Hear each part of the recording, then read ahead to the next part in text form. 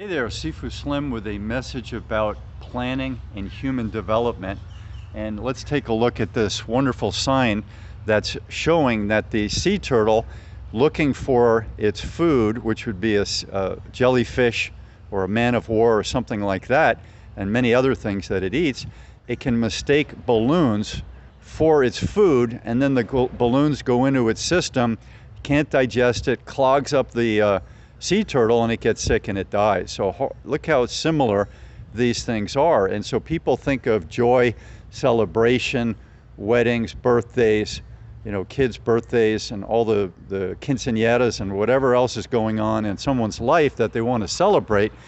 They're trying to do it with good intentions, but out here, it's not the right place. The environment is not the right place for plastics and rubbers and things that do not biodegrade, or things that go into animals, even if they do biodegrade, that mess up their systems and mess up their digestive tracts, their throat, etc. So these are things that are important for us to learn. So if you can imagine the idea of a person changing customs that, the balloon custom might be 80 years old, something like that in the West, and maybe 40 or 50 years old in other parts of the world. So imagine saying to people, hey, it's time for you to change the way you do things, because we have information about the harm that something that you're doing is wreaking on the ecosystem, or on, animals are part of the ecosystem, and so are we. So those are some things to consider in general, is how you develop over time, and how do you improve with new information and with caring people who intervene and share something with you about how you're treating yourself, how you're treating them, how you're treating the planet, etc. So what I wanted to share to you today is the idea of stopping your development and maybe having a degrading of your development, and going back to some of your default settings that are negative, that negatively impact you and your interactions with others and the planet. So let's take the example of someone who was a drinker. Let's just say that they started in high school, so age 15, 16, they started drinking. And then along the way, let's say they did the military or something really hard, and from 18 to 22, and they were unable to drink at that time on a regular basis, like a daily basis type of a thing. And I'm not talking about having a glass of wine at dinner. I'm talking about having, a 6-pack per night, or a bottle of wine per night, or 2 bottles, or 2 or 3 6-packs per night, something like that, where you're drinking to excess on a very regular basis. So in my opinion, doing that once a week, 3 6-packs on a one-night party binge, is not good for you. And it negatively impacts your behavior and your brain functionality and your entire health system over time. So let's just take that person. So now, during the hard, arduous tasks from age 18 to 22, that person had to cease the daily activity of drinking, and then they leave. Let's say it's the military. They leave at age 22, and now they go into a job setting, and maybe within a year or two, a family setting. So they husband and wife type of a thing, or anything else, and they go into a family thing, and now they have 2 people who are involved in their day-to-day life that are near and dear to them, and that in a contract situation, like, do you want to be with me, do you want to live with me, do you want to marry me, all these types of things. It's a contract situation, so you are agreeing to do something for a period of time, till death do us part. Let's do it by year, let's do it for 10 years, let's raise our kids and then see, whatever your contract is. So I'm not going to say that old-fashioned is the only way. Whatever decision you make in the contract is accepted by both people, and it's not harmful to people, the offspring, etc. That's up to you to decide. That's not my decision. I don't think old school society should decide that for you. So let's take a look at that person who starts drinking again at age 22, 23, and they start out with a once-a-week barbecue, 1 6-pack, and then eventually they go, okay, let's do that again on a Wednesday. So now it's 2 days a week that they're drinking a 6-pack, which is a lot of beers, and they don't mix it with water, like have a beer or water, or 2 beers and a water, or something like that, which is, if you're going to drink, that is the best way to do it. Mix it with activity, dancing, playfulness. You're playing, I don't think you should play horseshoes when you're drunk, but let's say you're having a beer and playing horseshoes or ping pong or frisbee or something, and having water intermix, not hanging out, standing around at, gaining weight with your unhealthy lifestyle. So now you're a 250-pound person who used to be 170, let's say, and you are drinking over and over, and you're now in the position where after several drinks you're starting to slur your speech, you're doing these types of things. So this is something that you can obviously is a detrimental way to live, and it tends to increase. So if you're doing it once a week, it tends to go to twice a week, and then it becomes sort of your lifestyle. So you could become, if you drink a lot, supersized and a drunk. And so these are some of the things I want you to think about. Now let's talk about addiction. So there is addiction to illegal substances, drugs, and there is addiction to legal substances, alcohol and coffee and tobacco, nicotine. Nicotine's a drug, caffeine is a drug. It changes your system. It changes your brain chemistry, and it changes and it impacts your entire physiology. So those are interesting things to look at. I have other videos on coffee, so I don't want to go into too much on any specific drug, but all of these things are drugs. They have addictive properties. People cannot live without their Starbucks big drink every morning. Part of it's the experience and having that as part of your routine, yes, but in our neurology, there's a lot of impact that says addiction, and that says that we cannot stop this type of activity, and if we do, we're going to have withdrawal symptoms. So that's a drug. You cannot argue with that. I don't need any comments below the video about a drug. Caffeine is a drug, alcohol is a drug, and nicotine, and so all of these things are drugs. And then you have the whole litany of illegal substances, etc. And you can take it from marijuana to heroin to cocaine to oxycodone. You can just keep going. And I'm not going to say there aren't uses for some of those drugs, because there are uses for some of those drugs, and people who've studied that, like the Israeli people who've been studying marijuana for 40 or 50 years, they've got a lot of good research that has impacted the world with their research on glaucoma and many other things, PTSD, all kinds of things, anti-inflammation that you can do with marijuana. And so you have to make your own decisions based on information, not based on fear from an old documentary that was produced, I think, in the 1940s. And I can't remember if it was called Killer Weed or what the name of that was, but you can look at the history of the pharmaceutical companies and government agencies ganging up against marijuana and hemp and eliminating it from mainstream society through propaganda and through arresting people. So that's another topic altogether. So let's say we're going to work on human development, like the person who says we're not going to have the balloons at the party, at the quinceañeras, at the wedding, etc. We're not going to do it. We're not going to let these things go, with helium in it, into the environment. So they're changing the way they do things because of information and because of wanting to benefit the planet in the way that they can, which is not polluting it and not killing animals with man-made materials that are not supposed to be in the ecosystem. Really good stuff. I'm going to take a drink, take a breath.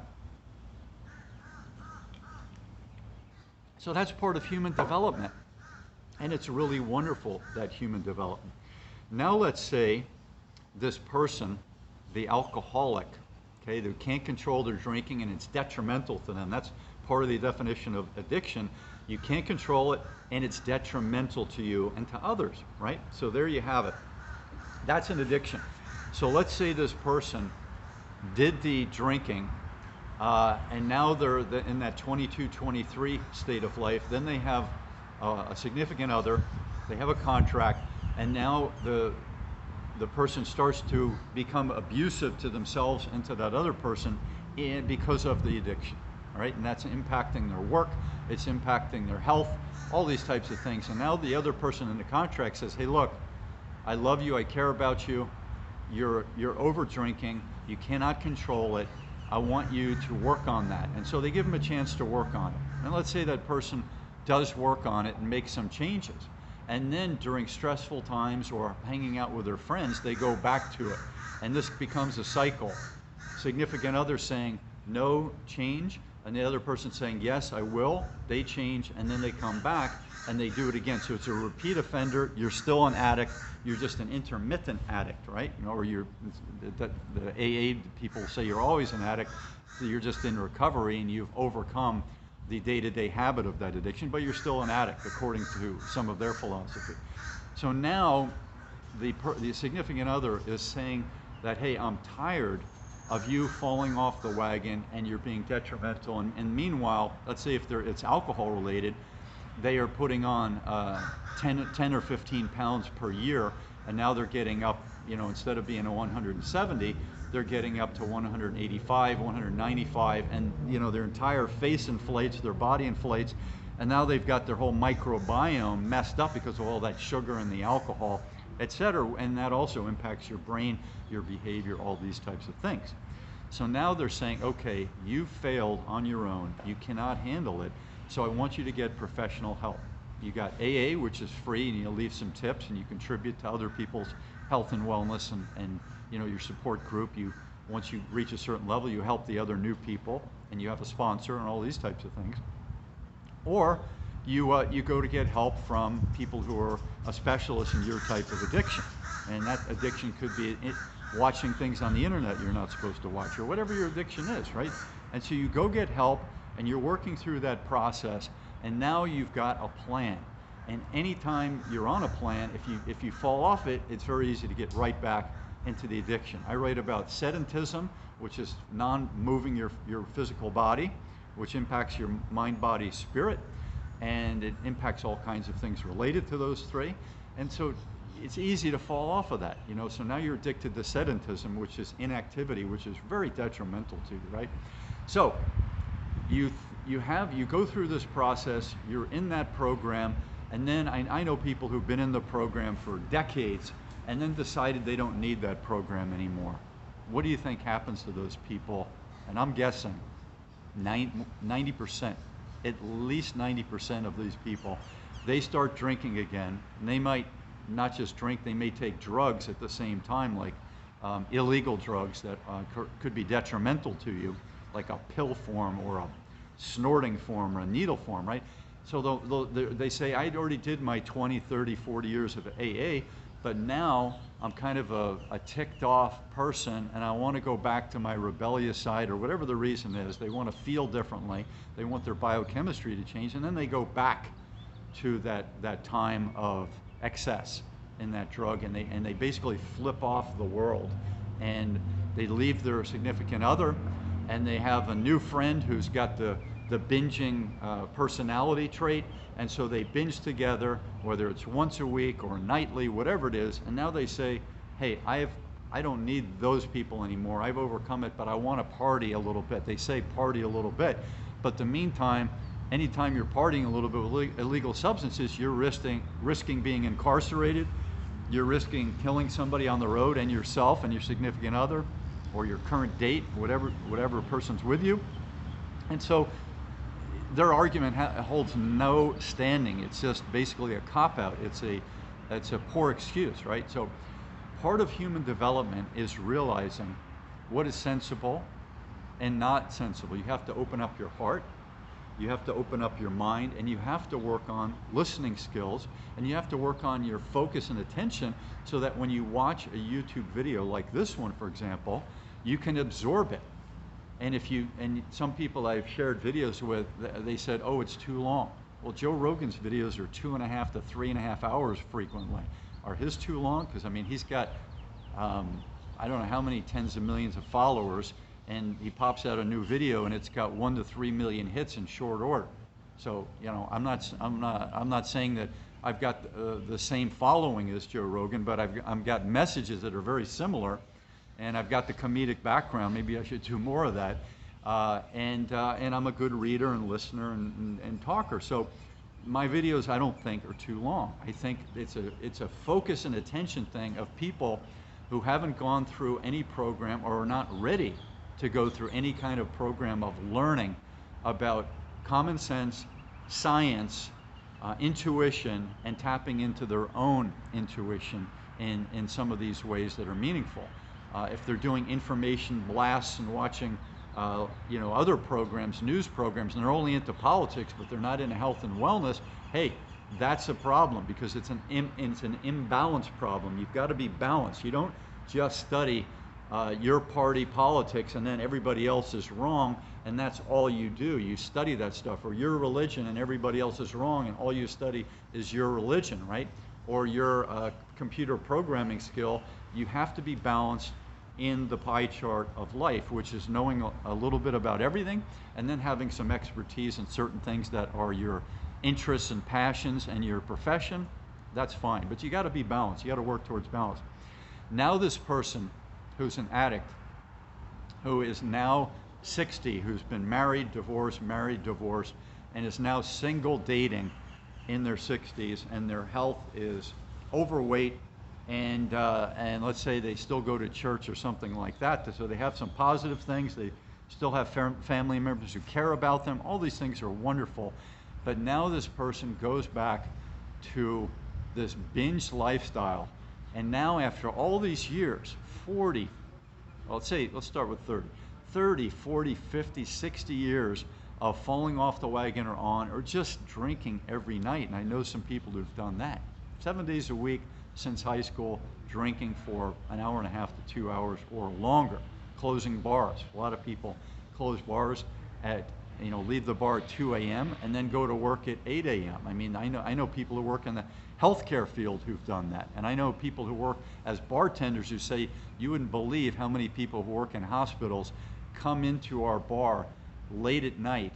And if it's a state that doesn't have laws where bars have to close, they can come in and start drinking at 4 in the morning or 6 in the morning when they get off work, or 8 in the morning. I know people who are in places where the bars are closed at night, and people who work in the hospitals with a very difficult job and stressful job, but these are not wellness-oriented people. They're people who work in medicine, which is different than being a wellness person who lives and breathes wellness and learns about it, right? They come into the bars and drink for an hour and a half, 2.5 hours after their shift, whether it's 2 in the morning or 8 in the morning or 10 in the morning, they come in and drink, hospital workers. And so it's every line of work that suffers this alcohol and binging thing, and then drugs, same thing, same rules on drugs. So now you've got a person who's 60, overweight, drinking, gambling, these types of things. And so their default setting is I'm not going to advance, I'm not going to develop as a human being, I'm not going to continue that development as a human being, I'm going to go back to my default setting, because that's my default setting, that's who I am, that's what I am, and those are my priorities, and that's what I do. And so the biochemistry and the hormones and all those things and their psychology, all those things are related that I just shared with you, the biochemistry, psychology, personality, neurology, etc. It's all related, and they go back to that default setting, and they wonder why people don't want to be around them unless they are broken people like these people.